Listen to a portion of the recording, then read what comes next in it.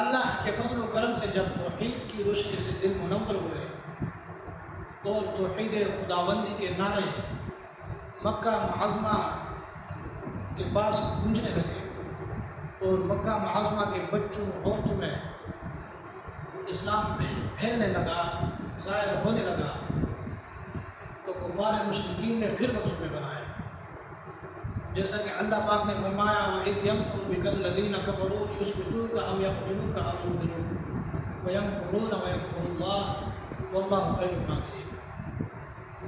کفار مشرکین انہوں نے منصوبے بنائے، سازش کرنے شروع کر دیے کہ محمد کو یا قید کیا جائے یا اس کو ختم کیا جائے۔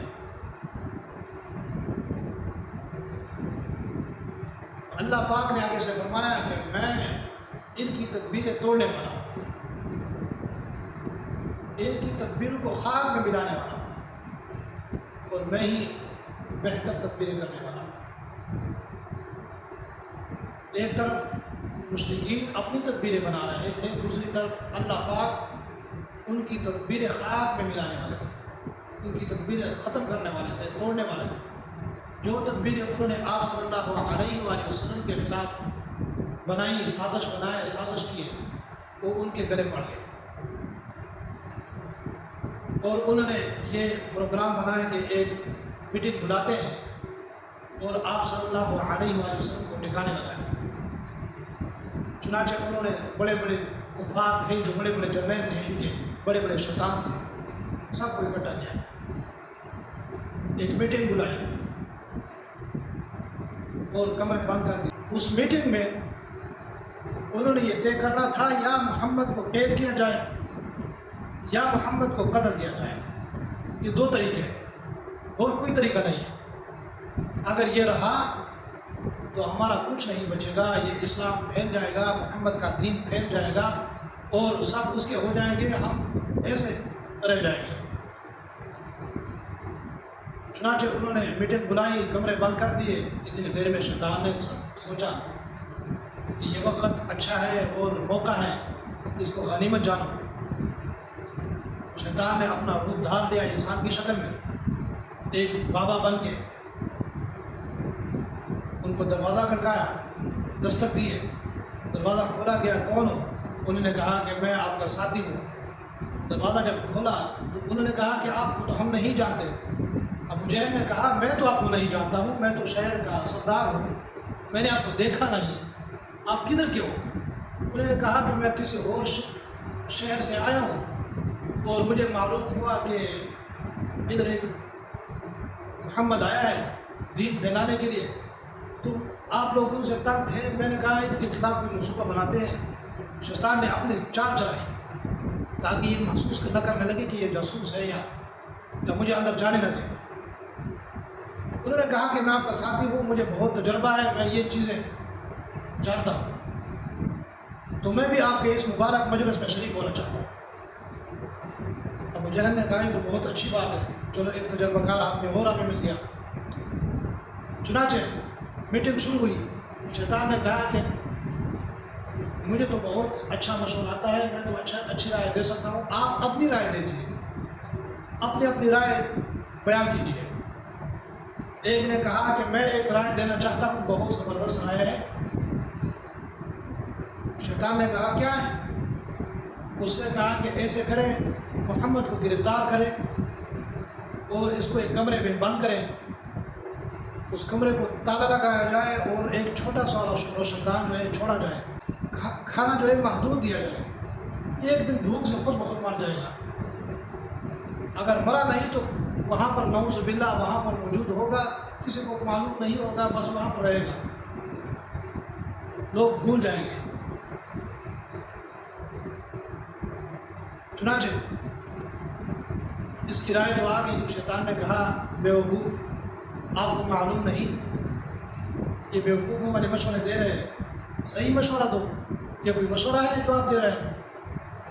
اگر آپ وہ شیطان چھوڑ رہے ہیں، آپ کو معلوم ہے کہ محمد کے جسم سے کتنی خوشبو آتی ہے، اس کی مہک کتنی ہوتی ہے، یہ روشن دان سے خوشبو نکلے گی، یہ میلوں تک خوشبو جائے گی، جس کو خوشبو لگے گی جس شخص کو خوشبو لگے گی، جس شخص کو مہک پہنچے گی، وہ وہاں پر آئے گا اور آپ کا دروازہ توڑ دیں گے، آپ کا کمرہ توڑ دیں گے، آپ پر چڑھائی کریں گے. غلط مشورہ. دوسرے نے کہا کہ میں اچھا مشورہ. شیطان نے کہا دو. اس نے کہا ایسے کرتے ہیں، محمد کو گرفتار کرتے ہیں اور اس کو اونٹ پر باندھ دیتے ہیں. اونٹ پر رسیوں کے ساتھ باندھ کر اونٹ کو صحرا میں چھوڑ دیتے ہیں. اونٹ کہیں نہ کہیں چلا جائے گا، کسی اور شہر چلا جائے گا. شیطان نے کہا آپ تو اس سے زیادہ بیوقوف ہیں، جو پہلے مشورہ دے گیا وہ کھلانے سے آپ زیادہ بیوقوف لگ رہے ہیں. اس نے کہا کیسے میں بیوقوف لگ رہا ہوں، میں تو اچھا مشورہ دے رہا ہوں. شیطان نے کہا آپ جو ہے مشورہ دے رہے ہیں، اگر اونٹ پر اس کو باندھیں گے یہ زبان سے تلاوت کرے گا. آپ کو پتہ ہے کہ اس کی آواز کتنی سریلی ہے. اس کی آواز لوگ سنیں گے اس کے دیوانے ہو جائیں گے. اور کسی اور شہر کی طرف اگر یہ گیا ادھر تو اس کی چاہنے والے بہت ہو جائیں گے، اس کے حامی اس کو بہت مل جائیں گے. یہ تبلیغ کرتا ہے، یہ آپ کو پتہ ہے کیسے تبلیغ کرتا ہے. پہلی بات پہ آدمی کو قائل کر دیتا ہے، آدمی کو اپنا دیوانہ بنا دیتا ہے. جب لوگ اس کے پاس کافی سارے ہو جائیں گے تو یہ آپ پر چڑھائی کریں گے، مکہ پر چڑھائی کریں گے، آپ کے بچوں آپ کو عورتوں کو قتل کریں گے. یہ غلط سوچ ہے، یہ غلط مشورہ ہے. اور مشورہ ابو جہل نے کہا کہ میں آپ کو اچھا مشورہ دوں، بہت زبردست مشورہ دوں، بتاؤ کیا مشورہ ہے. شیطان بھی چلاک تھا کہ جو اچھا مشورہ ہوگا اس پر اتفاق کر لیں گے. ابو جہل نے کہا کہ ایسے کرتے ہیں 20 خاندان ہیں مکہ میں، ان میں سے ایک خاندان ہے جو بنی ہاشم کا خاندان ہے. یہ محمد کا فیور کرنے لگا اور اس نے حامی بغیر سب محمد سے تانگے. ان سب خاندانوں کو ملا لیتے ہیں، ان سے ایک دو آدمی لے لیتے ہیں تو محمد کے گھر پر حملہ کرتے ہیں. یا تو اس کو گرفتار کر لیں گے یا اس کو نعوذ باللہ قتل کر لیں گے. شیطان نے کہا سب سے اچھا مشورہ ہے، بہت اعلیٰ مشورہ ہے، ایسے ہی کرتے ہیں. اچھا انہوں نے جو ہے اس پر متفق ہوئے، سب متفق ہوئے کہ یہ اچھا مشورہ ہے اور ایسے کرتے ہیں. انہوں نے سب سے خاندانوں سے ایک دو تین آدمی لیے. رات کو آپ صلی اللہ علیہ وآلہ وسلم پر حملہ کرنا تھا. آپ ان بیوقوفوں کو یہ معلوم نہیں تھا کہ ہم جو مشورے کر رہے ہیں، ہم منصوبے بنا رہے ہیں، سازش کر رہے ہیں، اللہ دیکھ رہا ہے. فوراً اللہ پاک نے جبرائیل علیہ السلام کو حکم دیا کہ آپ جائیں. اللہ پاک نے جبرائیل علیہ السلام کو بھیجا. آپ صلی اللہ علیہ وآلہ وسلم کو سارا واقعہ سنائے.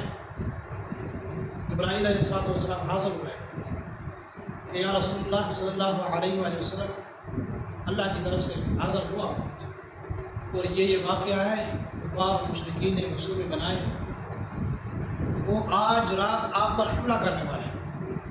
آپ ایسے کریں، آپ نے رات اپنے بستر پر نہیں سونا ہے، آپ ہجرت کریں. سارا واقعہ سنانے کے بعد آپ صلی اللہ علیہ وآلہ وسلم نے کہا ٹھیک ہے. جبرائیل علیہ السلام نے فرمایا کہ ابو بکر صدیق کو بھی ساتھ لیجیے. آپ صلی اللہ علیہ وآلہ وسلم حضرت ابو بکر صدیق رضی اللہ عنہ کے پاس پہنچ گئے، تشریف لے گئے اور ابو بکر صدیق رضی اللہ عنہ کو سارا ماجرا سنایا، واقعہ سنایا. حضرت ابو بکر صدیق رضی اللہ عنہ نے اس خبر سے پہلے یہ خواب بھی دیکھا تھا.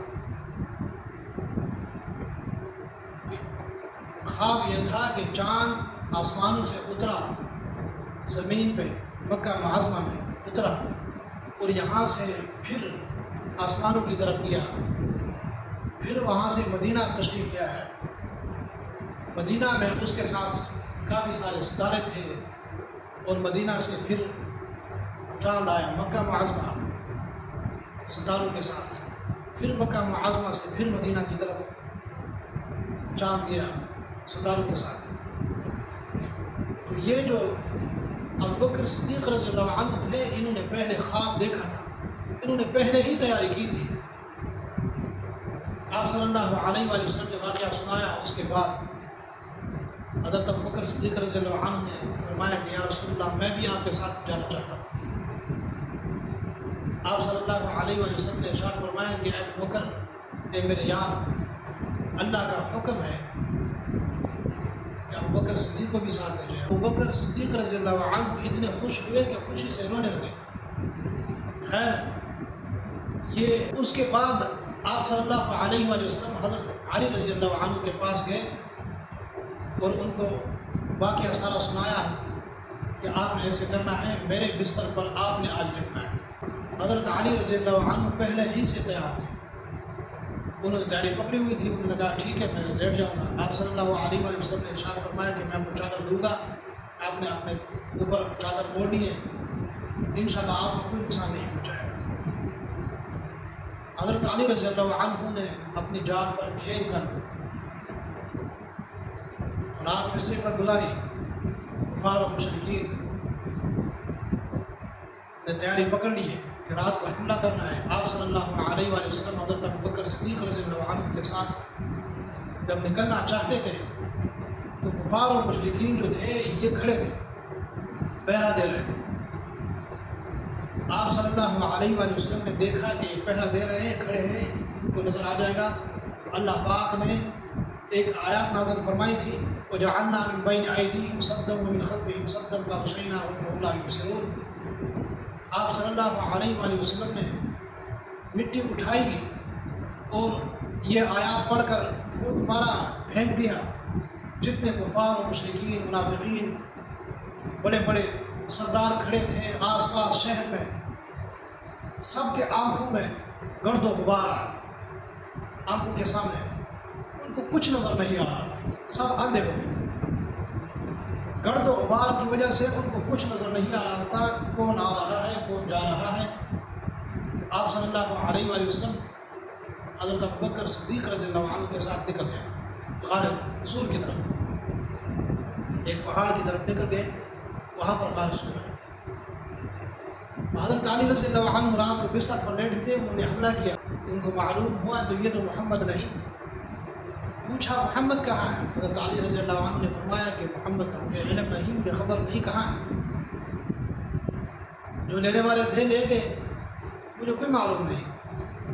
انہوں نے حضرت علی رضی اللہ عنہ پر تشدد کیا، حضرت علی رضی اللہ عنہ کو مارا ہے۔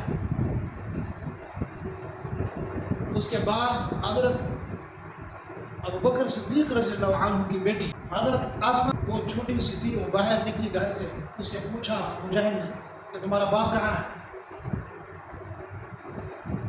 چھوٹی بچی تھی حضرت آسمہ رضی اللہ عنہ نے کہا کہ مجھے معلوم نہیں کہاں ہے، مجھے کیا خبر۔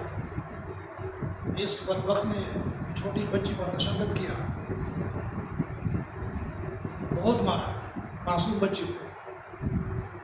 پھر یہ بدبخت اس کو تلاش کرنے لگے آپ صلی اللہ علیہ وآلہ وسلم کو دشت و بیابان میں، ان کو نہیں ملا، پہاڑ کی طرف گئے، غار سور کی طرف گئے۔ غار سور میں آپ صلی اللہ علیہ وآلہ وسلم جہاں تشریف لے کر گئے تھے وہ ایک دشت و بیابان جگہ تھی، غار جو تھا اس میں کیڑے مکوڑے تھے، بکریوں کے جالے بنے ہوئے تھے۔ ابو بکر صدیق رضی اللہ عنہ نے آپ صلی اللہ علیہ وآلہ وسلم کو باہر کھڑا کیا، آپ اندر تشریف لے کر گئے، جو جہاں پر آپ صلی اللہ علیہ وسلم کی جگہ تھی، یعنی جگہ بنانی تھی، اس جگہ کو تھوڑا سا صاف کیا، جو چھوٹے چھوٹے سوراخ تھے ان کو اپنے جو کرتا تھا اس کو پھاڑ کر اس سوراخ بند کیے، ایک سوراخ رہ گیا، کپڑا ختم ہوا۔ حضرت ابو بکر صدیق رضی اللہ عنہ نے اپنا پیر مبارک جو تھا وہ دیا، آپ صلی اللہ علیہ وآلہ وسلم کو اندر بلایا کہ آپ آ جائیں۔ اس میں ایک سعادت حضرت ابو بکر صدیق رضی اللہ عنہ کو نصیب ہوئی، آپ صلی اللہ علیہ وآلہ وسلم کو اپنے کندھوں پہ اٹھا کر غار کی طرف لے کر گئے، یہ بہت بڑی سعادت ہے۔ اور پھر آپ صلی اللہ علیہ وسلم اندر تشریف لے کر گئے، وہاں پر ابو ابو بکر صدیق رضی اللہ عنہ نے آپ صلی اللہ علیہ وسلم کو کہا کہ یا رسول اللہ آپ سر مبارک میرے زانوں میں رکھیں تاکہ آپ آرام کر سکیں. آپ رات کو عبادت کرتے رہے، رات کو جاگتے رہے، آپ کو نیند آ رہی ہے، آپ آرام کریں. اس کے بعد کفار اور مشرکین یہاں پر آئے، ان کے پاؤں نظر آ رہے تھے، باہر کھڑے تھے کفار اور مشرکین، ان کو نظر آ رہے. شیطان نے کہا، شیطان بھی ساتھ تھا، انہوں نے کہا کہ یہاں پر موجود ہے.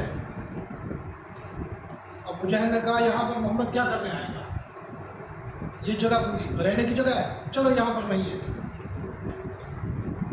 شیطان نے اصرار کیا تھا کہ یہاں پر موجود ہے.